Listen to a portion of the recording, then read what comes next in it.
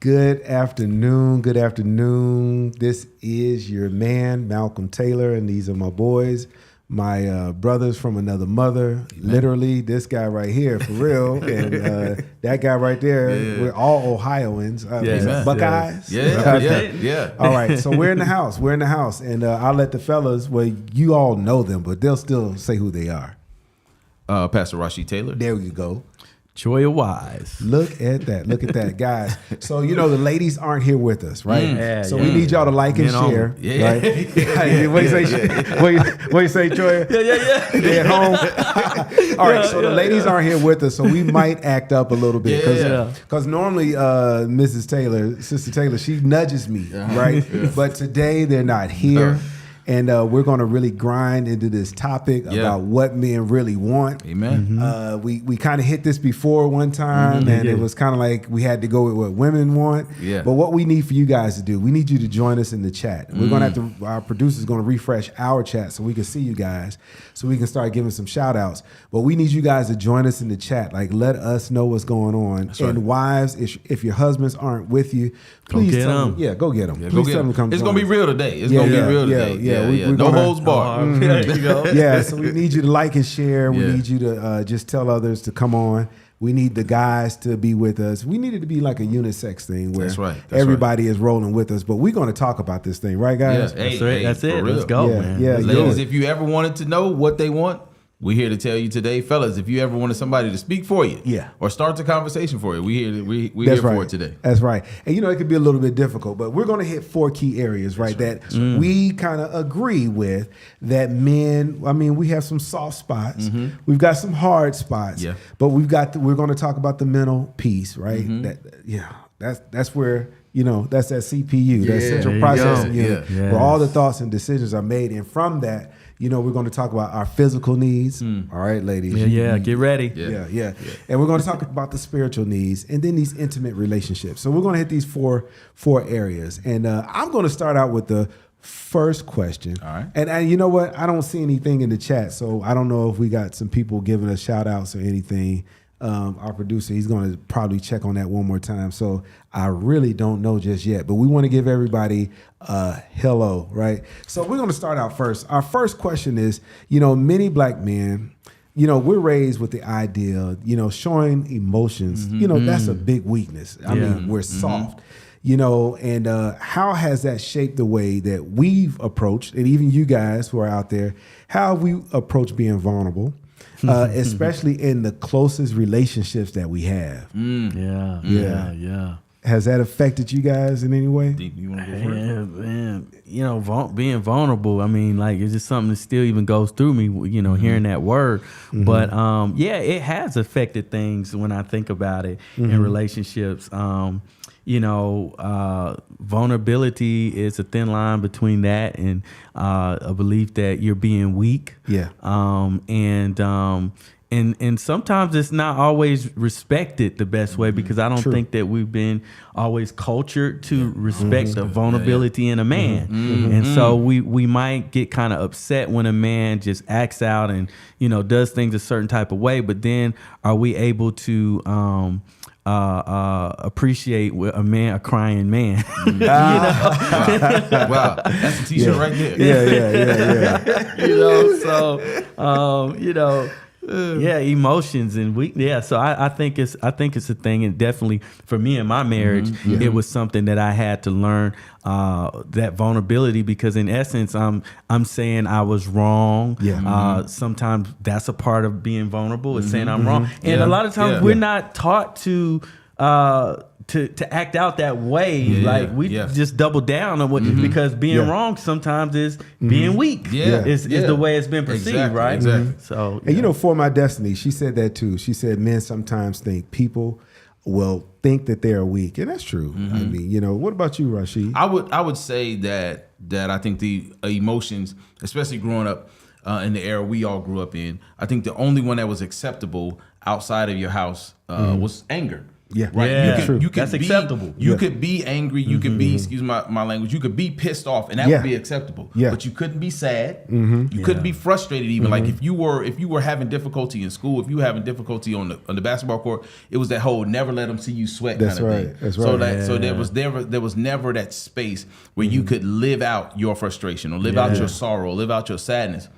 And unfortunately, talking about closest relationships, I passed that on to my son for the first few years, right? No, you can't go to school and cry. You can't go to school and this. And he finally told me after he got old, he said, when I was young, it would feel like the pressure cooker. And you never hit the button where the pressure is released. So he felt like he had to carry it all the time. That's pretty good. And so I passed that on as an unhealthy inheritance for him, that look, you can't be sad, you can't be sorrowful, you can't be frustrated. Soft. You can only be angry. Yes, we all only qualify that as soft, right? That's but right. it was really killing him, and it was toxic. Something that I passed down. Wow, we grew up in male-dominated homes.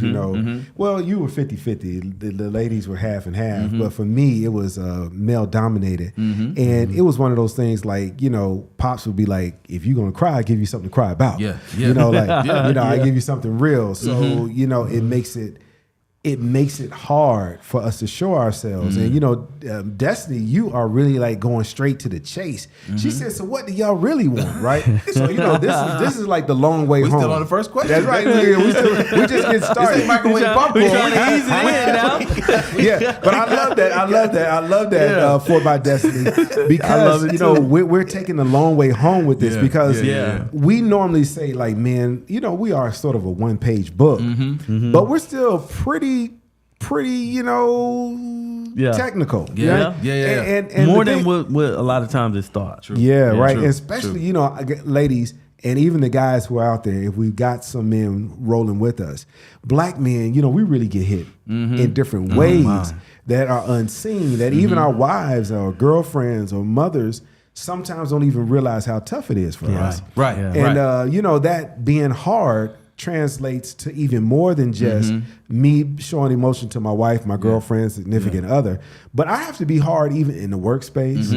I have to be hard in the grocery store, just in those places where we get the side eye, And you have to be hard without being intimidating. That's right. Which is extremely difficult, right? Like I can't let the bullets that are shot my way penetrate, but I also can't allow them to just bounce and go and ricochet in every direction, because then now I'm seen as a violator. I'm seen as an aggressor. Instead of maybe just being assertive, I'm seen as being aggressive, which is often looked at as a negative trait, right? So that's that. Destiny, if you're asking what men want, first thing we want is the space to grow into the person we're emotionally supposed to be. If we're going to deal with question number one. That be me. If my tears are flowing today, my tears should be okay. If my frustration is flowing today, my frustration should be okay. And a space for me to develop the skills to deal with my anger. I don't want to be the Iron Man all the time.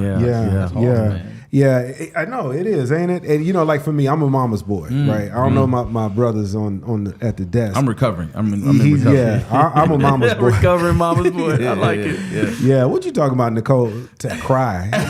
Okay, all right. See, and then she laughed. I know. See, exactly. What's she talking about to cry? I don't know. With the space to cry, if we need to cry, she laughing. Oh, she's laughing at what she said. We do need a space to cry. But let's talk about that, right? Because I was just at a Sabbath dinner. I know Chantel's not here to defend herself. Chantel is my wife, right? And she came out with this story about a loved one, right? And it was a young kid. He's like 12 years old. His mom got sick, and he ended up, they were going to the hospital. He ends up in the car with her, and he's just like, man, it just makes me want to cry. What's going on, because she's sick. And then Chantel was like, well, you should cry. You should cry. And it's like, but I've been taught not to cry. Not to, like how you were saying, bundle that whole thing in. Yeah. So it sounded like a good story. So then she was like, well, just let it out. And then he started crying, and she was crying with him. And then she says, yeah, but man, he just kept on going. He sounded like a little sissy. And I'm like, whoa. Exactly. Wow. But that was a beautiful story. Exactly. Until he went too far. He went too far. Cry, don't let it all out. Right. You know what I'm saying? Right. So how do we deal with that? I think like you said, we do want to be able to be emotional. We do need to be able to cry, but a lot of us don't, and we hold it in because I don't think that it's that we've been conditioned as a community and some of our ladies to be able to handle all that crying. You know what I'm saying? Yeah. And tough. uncertainty is uncomfortable, right? Like true. if I have this feeling, but I don't know if you can handle it, or I don't know how much, because he really wasn't crying just about whatever he was bringing to her. He was crying about not being able to cry. He was stressed. Right. He was now. You've now created a space for me to let this out. You get it's stuff from 14. It's stuff from 23. It's stuff from when the baby was born. It's all this other stuff that he couldn't just release at that time. So she created a space for him to have that moment, and then it became too much. It became overwhelming. Like, all right, brother, turn it up. You're looking awful soft out here. Yeah. And that's really like, I hope for my destiny is getting the lens of what we're trying, the picture that we're trying to paint. And it's like it's a little more complicated for us than what we can really like express in one sentence, right? Because for us, it's supposed to be, what's wrong or what's not wrong, right? And we can just answer it like in one sentence. But oftentimes, like for some men, right, especially in this climate today, you come home, you've dealt with some racism or some sexism, and then now you come home and you want some type of peace, right? But it's just hard to work out. So that's why in this second question, like, so what does peace look like for us, right? And how do you protect it while navigating racism, stereotypes, and the pressures of even just being a man, right? Where do we find that peace, like? Or how we can let the ladies know, and even my guys. I mean, come on, guys, if you're out there, drop it in there. Yeah. Well, I can say right now, peace, and I guess we'll get to what it goes for as far as the ladies. But peace right now is for me just putting down my phone. Okay, not to go into the context of things that's been going on, but sometimes we just have to. We have to guard the things that we know kind of get us somewhat dysregulated, whether that's social media, whether that's just too much work, or whether that's dealing with certain, not your spouse, but other loved ones and third parties that you don't need to be in the company of. Sometimes I think you just need to have that reprieve. I agree 100%. And you got to identify what is it that robs you of that peace or disturbs you of that peace. I work 3 jobs that, they're all Adventist related. And so there's this access that our people have to us now that we didn't have to our pastors growing up. Yeah, it is have true. to our teachers growing up, true. right? And so I have a hard cutoff for my day. I'm not answering emails after 7. I'm not answering emails after 5. I'm not taking phone calls after 7. And I'm not discussing, unless it's absolutely necessary, work at all after sunset. That's right? it. Even on a Tuesday, right? That's smart. I know. That's right? smart. Like you got to good. create a That's Sabbath good. mentality at home, because I also realize what robs me of my peace is I'm a ruminator. So I'll focus on what I didn't say or could have said or should have said or the way that I said it, and I wish I'd have articulated better or whatever. And so I'm now replaying this, and it's 11 o'clock. Wow. Because I didn't turn off the clock early enough. It's 11 o'clock, and I'm now rehearsing what I should have said, or even worse, preparing for an argument that may come when I respond to this email. The next time, you get a hold right? to it. Yeah. Wow. So those are two of the things one. that I try to do. Yeah, like for me, I try to find that inner peace too. So my sanctum is like being at home. My wife, she's in the chat. She'll tell you, like, I like to just sit and chill and not do much of anything, because the outside world can be stressful, guys. No matter how much of a mask we put on, That's real. no matter how hard we try to make ourselves look and be. And guys, I saw what you said. I think that's TG with the soda. I like that. The whole thing about not crying. Boys, even it's more emphasized coming from the Caribbean background or a Caribbean household.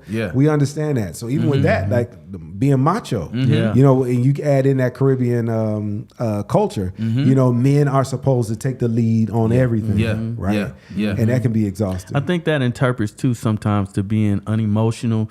And what I learned just talking about a few ago is that sometimes it could also turn into possibly, y'all help me out, being unempathetic. Yeah. Oh, wow. Unempathetic because you're learning to cut off certain emotions. So a lot of times if I'm not able to feel it for myself, I'm going to have a difficult time feeling it 100%. with you. You know what I'm saying? So I'm not showing, and I know for me personally, that was a thing for me that I had to learn because I was so cut off emotionally for some of the things that I had been exposed to that I couldn't see it. The need to see things differently.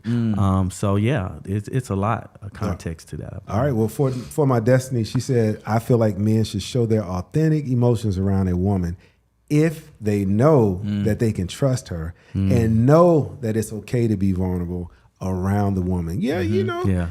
We know our wives, we know our girlfriends, we know the people around us, but sometimes that's a hard line to cross. It is. It really, if we're gonna be real. And what vulnerability can I share? Like, you may be able to handle my emotional vulnerability.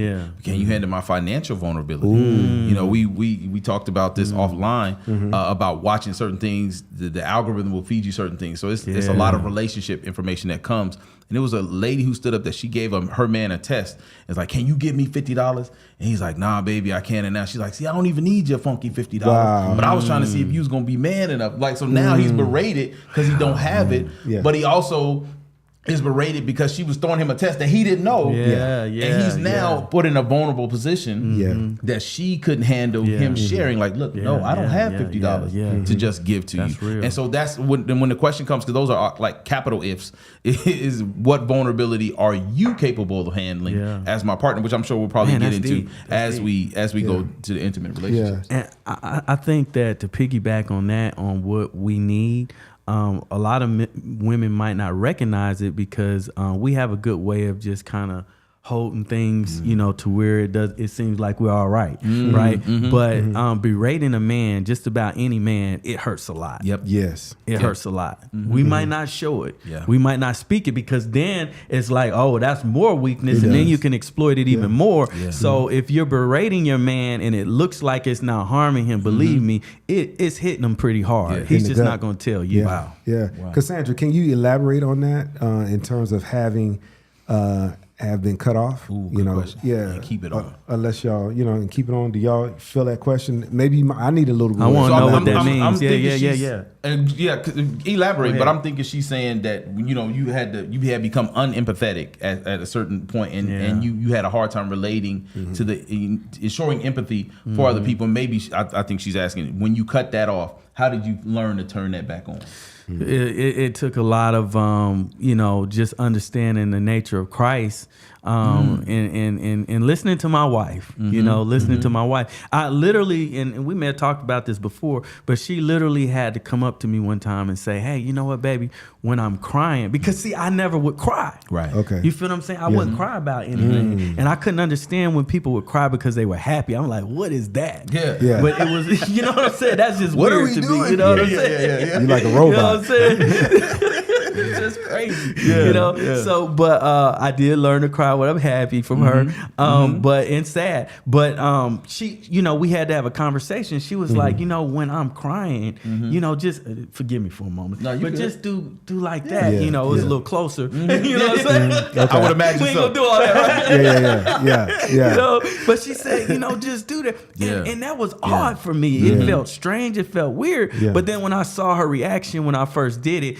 it started helping me to understand and open something up new in my brain about empathy and about the need and how I need this probably. She needs it. And, you know, just a whole bunch of things. Yeah. So you saying, Joy, you kind of had a lack of empathy, you know? Yeah, I just was cut off emotionally because of a lot of traumatic things I guess that I had experienced, and that kept me solid and strong in my mind. It kept me, like, when we're talking about not being vulnerable, I wasn't going to be vulnerable because it's like Nino Brown, whatever, said, we all we got. It's me. I'm feeling like I'm all I got. So I can't allow that out there. And so sometimes men, we're like that, but if you track their background, childhood and things like that, sometimes there's some things that need to be worked out. They're not just cold and mean. And I'm not saying ladies just run to those kind of men and try to fix them. But what I'm saying, if you're with a man, get married to a man like that, it's probably some things that he needs to get sorted out. And it's not that he's necessarily trying to be unempathetic towards you. He just doesn't know what that means. Yeah. And he probably learned that skill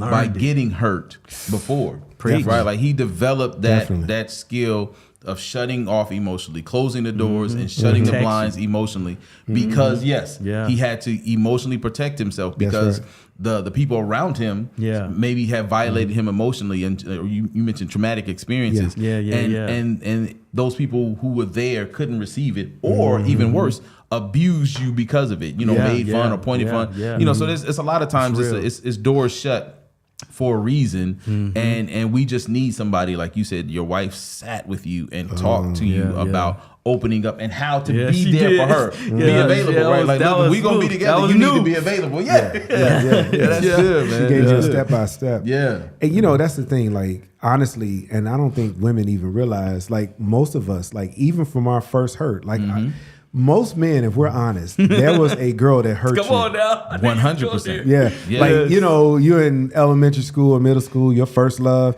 And see, we always give the first love to a woman. Like, oh, what ladies have their first. You go all out on that first one. Men do too. And we've been hurt by them. And most guys that grow up to be players have been hurt. Come on. They've been hurt. They've been hurt by, and I don't want to throw women under the bus, but they've been hurt by a woman. And so then they say, you know what, I'm going to toughen up because I've been told to toughen up anyway, and then I'm gonna start hurting people. That's right. I'm gonna be that guy. Yes. Dogs are not born; they're made. Yeah, roof. Yeah, you know. You know, and I saw McKay. I believe that's a lady, and she said, "Well, what do y'all want?" So we've gotten that 3 times. But ladies, if you roll with us, you'll start to really see like it's more complex than just a question and then an answer, right? And the reason why I really wanted to go in this space is because we know that when it comes to women, we know it's complex than just one answer. If we say, what do women want? Even men, we already admit, you just can't answer that. I don't think sometimes that with men and women that we're conditioned to hear what we're saying when we're saying this is what we need, because it's just not. It's not the conditioning that we've been having, that a man is supposed to be emotional, a man wants to be able to cry, a man wants to be able to, be vulnerable. These things, some of the things that we're talking about. And I think if we were putting bullet points up, maybe it's a little easier. But like he said, a space where my emotions can run the full gamut and be experienced without rejection, right? The greatest source of anxiety is the fear of rejection, where we hope for acceptance. And if we're looking at the second question, a space where I can take off that Iron Man armor and be truly me. I don't have to be hard. I don't have to be, at least for a moment, to be ultra masculine. I don't have to be macho. I can actually just be me. The me that's at the dinner table when we're just laughing with family. The me that's at the table when the cameras go off and the 3 of us are just sitting here. I can be that version of me without worrying about repercussions or judgment or something like that. So I think if we're really listening, those are 2 things we've already said that men kind of want. That freedom to be who they truly are and love for it anyway. And if it's a love relationship, like ladies, it's almost like how you ask us to get to know you guys. Know your man, you know, because it's 3 men up here and we're all 3 we have three different wants, you know, when it really boils down to it. Yeah. And you really have to just know your man. Yeah. Right? And if you have a crier, Yeah. you know, Hey, you know, it's just what it is. It is what it is. And I ain't gonna say who's a crier. Yeah. You know what I'm saying? And, But I mean, you just got if you're gonna go crying. Look, man, if you're gonna be crying as a man, I'm just gonna say, man, you just gotta, you know, just ease that in there because you gotta make sure that's handleable. Yeah. I'm gonna make up a word. Ease it in there, Your woman can handle that, man, because you know, it might limit it. Y'all might have to have a care plan about it. But That's I funny. mean, we need to be able to do it. Yeah, that is true. When necessary. And don't get fearful. It doesn't mean that I don't think any of us are saying that we just need to be crying all the time. I mean, I think it's not for most of us, I think it's not maybe that often, a few or far in between. Or maybe you're in church and you get moved. I probably would cry more often, but I ain't got to that level. You know what I'm saying? Because of this stuff here. And they got these cameras that they turn on. You I know. Oh my goodness. Yeah. Come on, dog. You be like 21,000 people saw me crying. You like the crying Jordan face. And then they put on the camera wall. Be like, oh my goodness, everybody. On the camera wall. Yeah, I find myself having economic tears, you know, because you know my wife, she can make some economic moves, and that really like it gets to me, you know. That's a space where you need to learn to be vulnerable, right? Man. Yeah. You talking I about? saw the bank statement. Oh my goodness! I just saw your credit card. What was that? You know, I mean, what are we talking about here? Now that really, and I know I'm being funny, but that really, like, it can, you know, it can bring a tear to you. It's like, man, we're going the wrong direction here. You know, we're going to the negative and not the Our positive. pendulum swinging in the wrong way. Man, and you know, and here's the thing, you know, and I'm bringing it up for a reason. Like that does bring out emotion in me, but then that brings negative emotion out of her. So you know, here's the thing I kind of want to throw out to you guys. It's not really on the paper, but how do we handle that when me being open and vulnerable really is a rub for my wife or the woman that I'm with? Yeah. I think that's what we see more than what we don't see. Right. You know, and it just, I think it's a process of prayer, and just talking with one another, because sometimes I truly think this is asked for, but when it's seen, I don't know. Yes. I don't know. And I guess we're just talking about crying. I guess other ways that we can be vulnerable or experience vulnerability with our spouses besides, you know, just being tearful and crying. And, you know, but you know, Troy, even outside of the tears or the crying, like, what if your open self or your vulnerable self is not so pleasing to your spouse? Because like, hey, this is, you asked for the enemy. If I start giving it to you, Malcolm. No, I think that's a good point. He said, "Is this what you really want?" Yeah. Like, you know, it's the kid who asked for a bike for Christmas, but he don't realize he got to learn to ride that joint. I gotta actually put in the hours to learn how to ride this bike. And so I think of a lot of our spouses, and especially those in our circles, they may have grown up in female dominated households. That is true. And so I know I did. What you're bringing and what they've seen is completely two different things. And so when you bring financial accountability to the table, and it's never been somebody checking my account, checking checks and balances.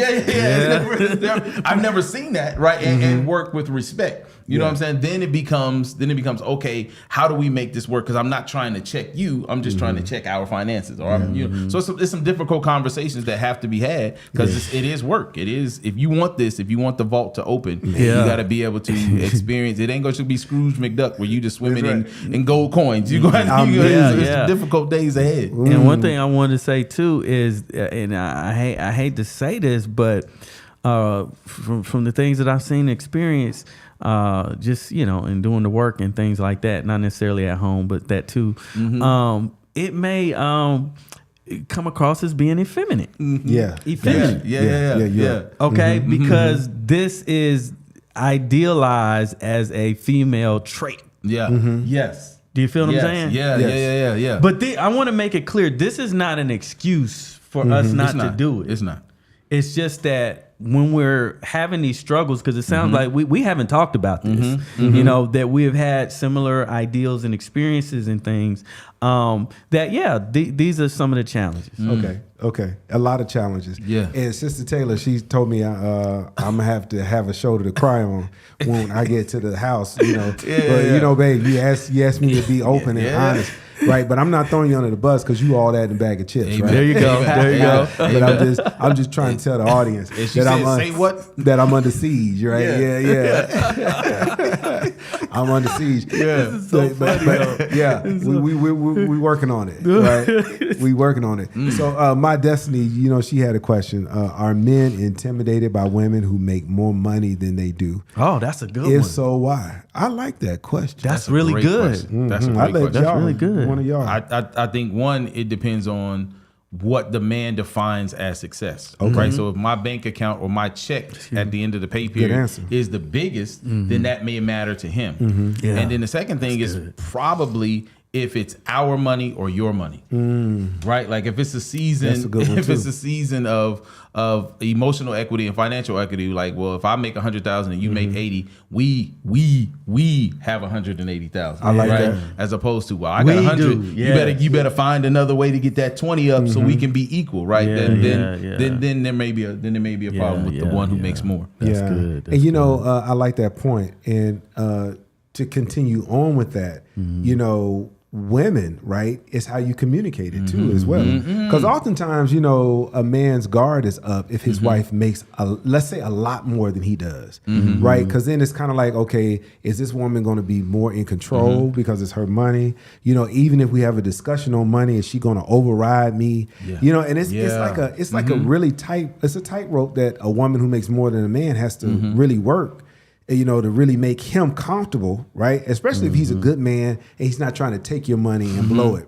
And he's trying to build something with you. That's pretty tough because it can make you feel like you're less than. It can. I experienced that with my wife. I'm a social worker. And so social work salaries can be challenging just depending on what you're doing. And she's a RN. And so she started, I was doing pretty good. I had my little side stuff. I was feeling good about myself. You know what I'm saying? And then she stepped into her role and her, you know, her stuff was blowing up. And then she passed me. And I ain't gonna lie, y'all. I was where I came from. Okay, that wasn't how it's supposed to be. It means that you a punk.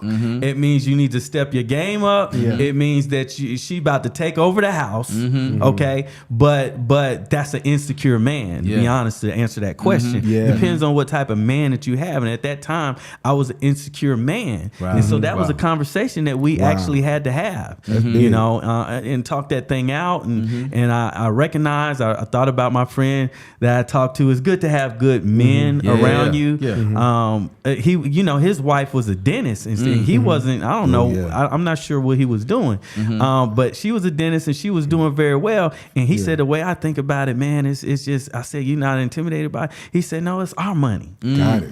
I don't think about it like that. And I think that when you have your home run like that, regardless of whether I'm up or she's down or vice versa, when you keep it like that this is our money, that helps to level out some of the potential insecurities as well. So I do think it is a problem for a lot of us men, and I think that some of us have been groomed and programmed to think that way. But it's a new day now. It is. And Pamela, we see what you text or put in the chat. You know, we kind of touched at it a little bit earlier. Do men feel secure enough in their manhood to be vulnerable? And that's kind of what we were talking about earlier on about our vulnerability and what gives us that safe space. Yes. And T with the soda said something important. I'm not personally. I think he's saying he's not personally thrown off by the money situation. As long as you don't disrespect me or try to emasculate me, everything is cool. And I think that is important. What kind of respect would you want if you were the lesser earning partner? Okay. And then that's what you should give, right? If you're the woman who's now in the financial driver's seat as far as the earnings are concerned, you should give what you want to receive if you weren't in that same space? If you were making less than your husband, how would you want to be treated? How would you want to be respected? Would you want, I don't know what the female version of emasculate is. No, You never hear that word, right? Yeah, I know you never do. But whatever that is, if you wouldn't want that, don't give that. Yeah, Right? that's right. That's right. And Greta, we see you. We'll just read the last part. The unconditional love and crying is okay. Amen. And we agree with that. But I think like what women need to realize too, like it says, the hand that rocks the cradle rules the world, right? So like for a man, if his mother was in his life in a positive way, that is our first learning point on how to deal with women. And ladies, especially if you have a son, you poured into your son, right? You built your son up. Preferably, you didn't tear him down. And we carry that into our relationship. So then we're looking for our wives, not to be our mother, but then to be motherly in a way at times. We do, like to build us up. And I think, that's another one, Malcolm. To build us up. ahead, And what men want, like if you understand, hey, that's good. I can actually rock this cradle in my home. And not overrule him, but really nurture him to be his best self. That's it right there, Malcolm. Y'all help me out because we all have different things. But you all asked what men, what we need, what we want. We want to nurture for the most part. Okay. We want to nurture. Like Malcolm said, you don't have to be a mother, but motherly. Now, I'm not saying all men, but quite a few of us, we need that reinforcement. You're doing a good job. I respect what you're doing. You know, sometimes we're almost like kids. You know what I'm saying? Just needing that reinforcement that what you're doing, I'm proud of you. Yeah, that's my man. You know what I'm saying? Yeah, that kind of thing. The same way you would clap for your baby at the assembly. That one right there. I need you to clap like that. And we need that. Yeah, I think you are 100% correct, because I think you either doing one or two things. You're running from the mother that you had because it was traumatic and terrible, or you're running toward the mother you hope to have, or you did have, right? And so if my mother was a fan of mine, not just a supporter of mine by providing things, but she was a fan of mine. You got a B, but you can get an A. I believe in you. That goes a long way. And so I think men want to hear that warmth that I know is capable to come from you because I see you do it for our son.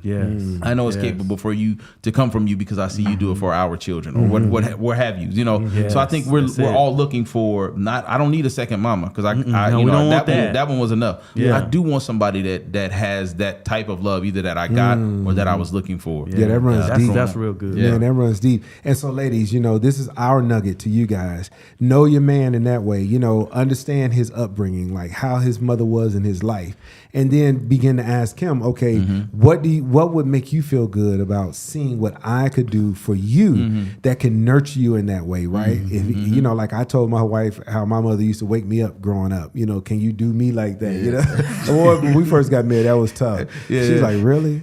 You want me to wake you up like your mother?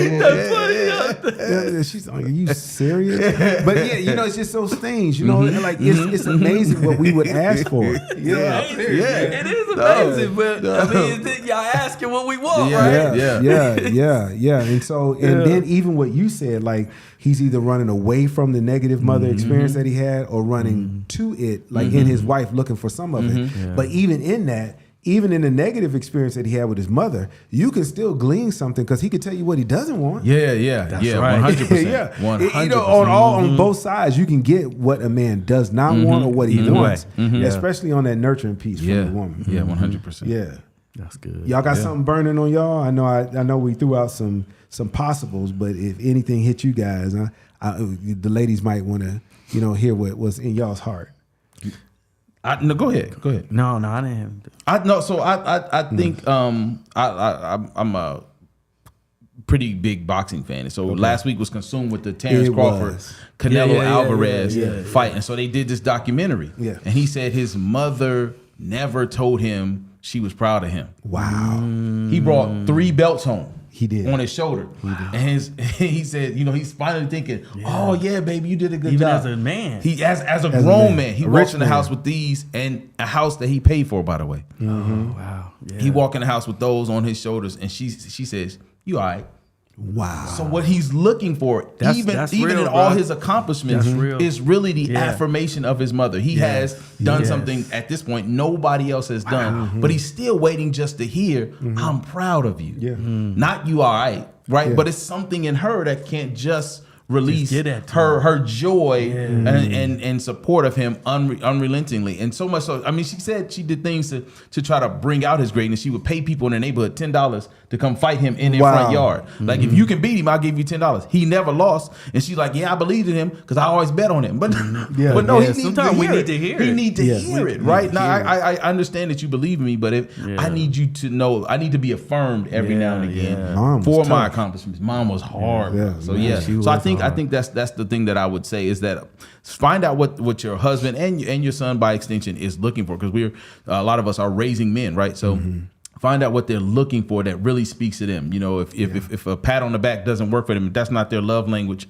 then find what is so that they can feel that embrace. Yes. That's big. That's big. Man, and you know, go ahead, Trey. No, I'm just saying, like, he's saying some great stuff. You got me writing notes, man. You know what I'm saying? I'm inspired, bro. I'm inspired just by being with y'all, man. That's it. It's great, man. Stuff. Yeah. So for my destiny, she asked the question like, what qualities do the men value most? Let me read that better. My eyes, y'all. What qualities do you value most in a woman? Right. You know, honestly, we'll keep it spiritual. The Proverbs 31 woman is a great talking point, beginning point, and ending point, right? Definitely a Proverbs 31 woman. But, you know, honestly, my thing is just know your man. Yeah. And your man needs to know you as well. But know your man. That's me. I think that's probably the key, right? Because are you vegetarian? I am. You are. All right. So Malcolm and I will go out and we may order the exact same dish, but we want it prepared a different way. If he gets a steak or he wants a piece of salmon, he may want it well done. I may want mine closer to medium, right? We're looking for the same thing, which is love, affection, respect, and affirmation, right? But it may come in a different way. It may come in a different texture. It may come at a different temperature. That's right. And so you can't. There's no catch-all list that these are the things men look for. But one thing that's on every man's list is respect. One thing that on every man's list is affection, number one, both physical and emotional, right? So it's the same thing, but it may come in a different packaging. So know your man is probably the best information. Yeah. Like for me, like. When I eat cereal, you know, it's a funny thing, and I tell you guys, I don't like the big spoons when I eat eat cereal. I like a smaller spoon. And you know, if my wife brings me cereal with a big spoon in it, I'm like, she don't know me. I'm like, all this time. At all. Who did I marry? Because my thing is, if you love something, you're gonna know what it wants. There you go. You're gonna know how. And I know I'm being funny, but it's serious at the same time. That's real. Like, you know, if your husband likes his food warmed up just for 1 minute in the microwave, like after you begin, and when you start to do that, not in terms of a servant, but you are pleasing that person, and you know what they really want. Right. And then, like, when I get a plate of food, I don't like a whole bunch of juice in my plate. That drives me insane. Drain them greens. So if my wife brings me a plate with a bunch of liquid in there, I'm like, okay, she don't know. She ain't been reading the manual. She ain't. Yeah, my manual don't say that. So that's me. Yeah, definitely. That's good. Yeah. Well, I definitely the nurture side. I cheerleader. Yeah, you're rooting for me. You know what I'm saying? Whatever I'm doing, if I'm trying to do something in business, if I'm trying to do something that I, a brand new idea, you're behind me. You're believing in me. That's a big deal for me. Got my back. You know what I'm saying? Got my back. I remember before I got married, I remember they had that Tupac stuff, whatever. But I just remember, I just said I always wanted a ride or die chick. A ride or die. No matter what, you are down for this man right here. That's very important. And so those are some of the things that's on my list. And praise the Lord, I got them. Wow. So we got some questions in the chat, but I'm gonna get to them. What does a safe space look like? And feel like? What does a safe space look like and feel like? Ooh, I had to edit my response. I know. There was some things that I scrolled through. I was like, no, get to that. No. All right. Yeah. But no, I think a safe space for me is where the me that is not allowed to go everywhere is allowed to be. Right? Does that make sense? Right. Yeah. So sometimes people will address me as pastor, or sometimes PT, or something, and those versions of me are all me, but they are edited versions of me. True. Right. And so if I'm watching Black Panther 2 and I catch a tear, right, because the funeral scene, may take me back to a space, and so is that space okay? But if I am frustrated about my lack of impact in the areas where I'm working, that's how I define success, right? It's not earning power, especially when you in doing social work or tutoring or counseling or any of these things. It's not financial as much as it is impactful. You're seeing your efforts in the lives of other people manifest themselves, so if I'm not, then I understand what that looks like, to how to bring me back to the center that I am not an utter failure, because I'm a people pleaser too. You feel like, well, I'm doing all I can and nobody's responding to it. And you be like, well, that's your fault. That's true. Again, we need that nurturer sometimes, right? So I think in a safe space, it's going to look different for all three of us. But for me, it is that space where every version of Rashid Taylor can exist peacefully and is welcome. I wouldn't disagree with you on that, cuz that is true. Every piece of you is accepted. Of course not. You don't want to be Ike Turner. No. Ike Turner Taylor can't. Yeah. He had to die. Yeah, but the good parts of you, each one of them. I like that. Definitely. Yeah. So you got some choice. I mean, just understanding. I know coming up for me, I felt like I had to do a lot of explaining. It wasn't really believed. So my thing is that you don't have to really agree. Just show some understanding. You know what I'm saying? Say that again. You don't really have to understand me. You know what I'm saying? You don't even have to. You don't have to agree. Just show some understanding. In other words, like, he got a point somewhere, but I might not know. You know what I'm saying? But I respect it. I respect it. I appreciate you telling me. That's pretty good. So like, that's it, man. That's pretty good. So For My Destiny, we appreciate you. You really blowing us up in the chat. For My Destiny, what does a healthy relationship, and Sister Taylor, you blowing us up too, right? She is. What does a healthy relationship or marriage look like to men?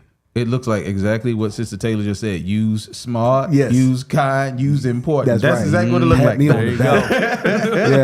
Yeah. That's good. That's it, though. That's it's funny, but I mean, it's pretty true. It's not really that simple, but it is. Pat me on the back. Hit something on the head when he said agreeing is not understanding, and understanding is not agreeing. You can say that you understand, and you can really understand where I'm coming from, and you can say, I think you're completely wrong, but I understand. And I think that's what, even in a joking way, that's saying that, look, you are smart. I think this may be a dumb decision, but you are smart. You are kind. You are important. Right. Like, I'm not riding with you on this one, but I'm in the car. That's what I'm talking about, though. We don't have to go this way, but click.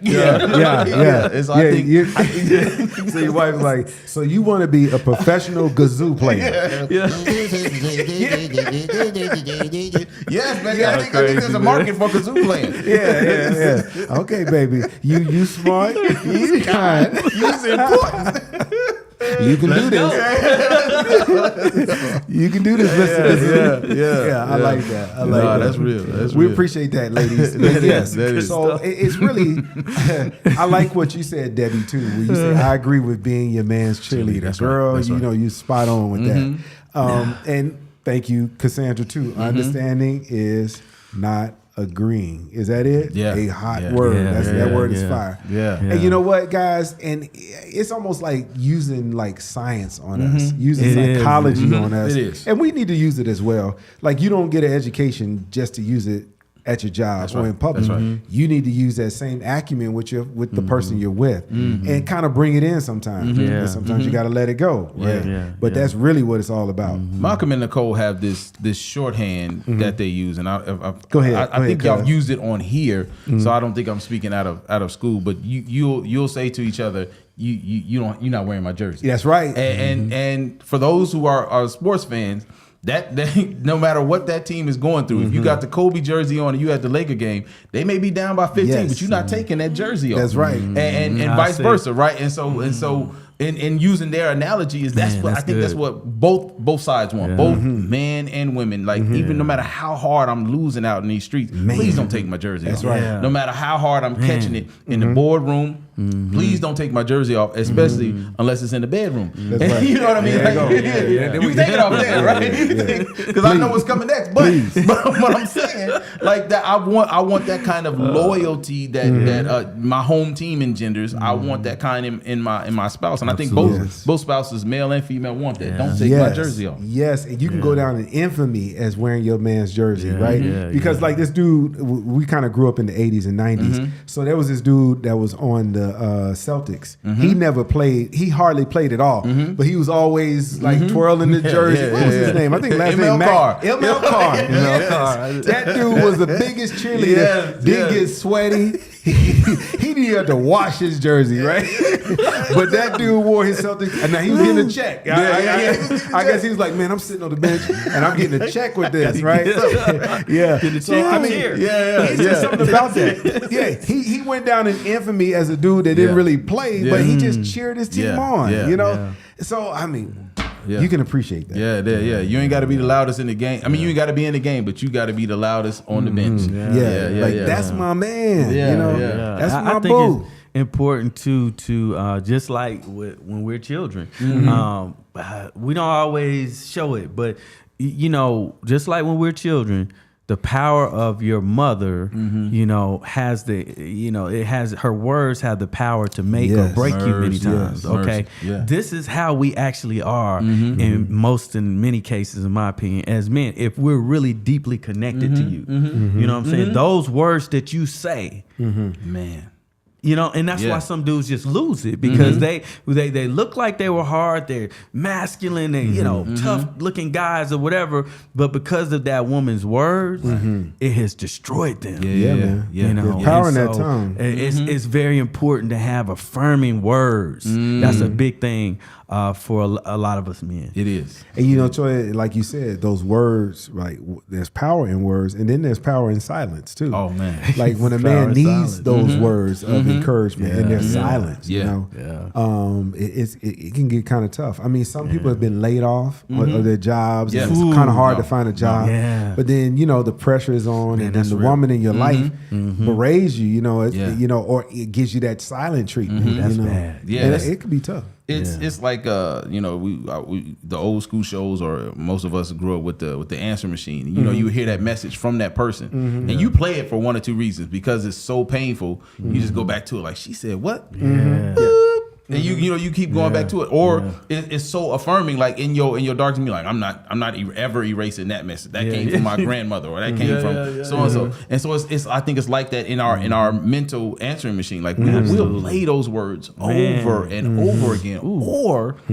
I came to you and you had absolutely nothing to say. Oh man, that silence is more is sometimes more difficult. Like I entered this thinking it was a safe space. I shared what was extremely difficult because a lot of us go through how we're going to release this information. Right? You got to work yourself up to do it. All right, you know, so we're going to get a drink of water. We're going to change our clothes. We're going to sit down. You know, we go through this whole process. And then to share and not receive anything back. I mean, negative information is probably easier sometimes than none at all. Boy. Yeah, so I think we got to know when silence is deafening as well. That's big. Yeah, that's big. good. You know, our hour is like almost Really? we got like 5 minutes left. That was quick. But you know, and we'll kind of sort of end on a spiritual note and topic. But ladies, and even for the men, I think God has really worked this thing. Like all relationships are unique to themselves. But if we use the Bible and the command in Ephesians, as far as like what the woman and the man is supposed to do, it's kind of like both of them are hard to the gender and the culture, right? Where it says wives, obey your husband. They are hard on both ends. Like for a natural woman, the idea of obeying your man, especially our African American women, you know, and those who have been brought up in a strong female dominated household, the idea of respecting your man to the point of obedience, you just can't see it. But then here's the equally strong admonishment for the man: love your wife like Christ loved the church. Right? He died for the church himself. He died for the Eternal church. forgiveness. Yeah, the church has never listened to him, nor respected him, or obeyed him. Never. Right? So it's kind of like we get these two commands, gender specific, right? Role specific, and they're tough. But if we do them to the best of our ability, the best relationship you can have. Like if the wife respects you like she should, and you love her like you should, man, that's a 1-2 punch the devil gets knocked out on. Yes. 100%. 100%. And I that's my nugget, you know, kind of leaving out on that thing. You know, Annie, we won't leave you hanging. Anything special military husbands want? As only a Pathfinder could answer this question. No, I know. I was trying to see one of y'all military. We don't want to leave you hanging. I was Andy. hoping that you know. I think the thing your man wants most is for you to ask him what he wants. It seems easy, and it seems like I'm sidestepping the question.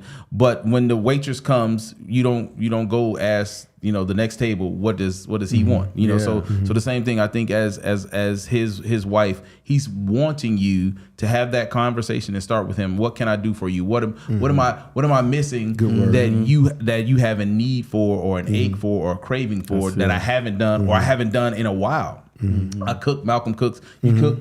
Yeah. So your Not family often. has Not often. Yeah. But and as the busier you get, the less Can't often. tell Right? my wife. Yeah. And so I think my kids and your I'm sure your families have the same thing. Is, man, you used to make XYZ, or you used to do, you know, and we haven't had that in a long time. So I think it's the same thing in our relationships. We can see that there's a dish that you maybe haven't prepared or ever, and that may be a need that he has, or a craving he has. If he's enlisted or even an officer, you know, it still goes back to the nugget I shared about Ephesians, where the Bible has said, give your man respect. That's right. Right? And the Bible then tells the man, and then love your wife even if she doesn't, right? To the point you love her into respecting you. And, you know, I think the charge is so equally strong and the same. I mean, if we do those, that's the right formula. Amen. I think that sometimes too it's important that when it's stated what the need is, don't overcomplicate it. Because a lot of times that man is saying exactly what he needs. But then sometimes, as we do as humans, and women do it sometimes, trying to understand that from your perspective. Sometimes I think as spouse, we just have to understand that, like, again, try to understand as best we can, but we just might not understand because the reason why we might not is because I'm a man and you're a woman. Wow. So just take what I'm saying and let's just go with it, and then experiment it with it, see if it works out. That's good. And you know, for my destiny, we appreciate what you put in the chat as well about praying for marriages, because they are under attack, and we understand that yours is under attack. All of our marriages are under attack. But here's the thing: if your marriage is under attack and you feel like you guys are in a 911 situation, please seek out professional help. Absolutely. A Christian professional counselor who can use the center of God, right, and bring you guys together again. Find a marriage retreat, right? Do some active things together. And if your husband is unwilling, you know, just ask him. You know, pray about it first, because see, God, He can soften that heart. Yes, pray that's about right. it first. You guys pray together, right, and you work on it together. Open that line of communication and seek out that help. Because I don't know where you live for my destiny, but get that professional help. That's right. And if you can't go together, go alone at first, because you need an outlet, and you need some input from somebody who's concerned and connected to Christ themselves. That's real. Joya? That's real. Yeah. I mean, y'all summed it up, man. I just appreciate the engagement, and think it's an honest engagement. You know, we're all just trying to make it to the kingdom. And we're not perfect. And I think the sooner and the quicker that we recognize that and just step before God with each other, then those barriers can be broken. I mean, I'm a witness of that, not about my wife, but about myself. Yeah. You know, Preach it. come a long ways by just allowing for things to happen that only God God could do in my life. Yeah. And so if your husband is not there, then we got to spend that time on our knees and praying for that man to have a converted heart. And sometimes, unfortunately, I think even talks about in the Bible to an extent, sometimes the woman, unfortunately, has to take that role to lead and show that example and praying her husband on in there. Yeah. You know? That's good. And you know, Destiny, you just let us know you're in ATL, and there's quite a few resources there. I don't know any counselors specifically that I could recommend to you in the Atlanta area, but what I'm asking you to do is find that Christian counselor that can best help you guys. And if your home church has a robust marriage ministry, join that. And if there's a neighboring church that does, join that as well. You know, you really want to be proactive and not reactive, because oftentimes when we're having marital issues, it's more of a reaction and not saying, you know what, let me get ahead of this and really try to work this thing out. And maybe find an online counselor. A lot of times what a man might struggle with is leaving his house, his safe space, his comfort zone, and going to somebody's office that he's never met. And so if you can find an online counselor that, you know, does web telehealth. Telehealth. Thank you.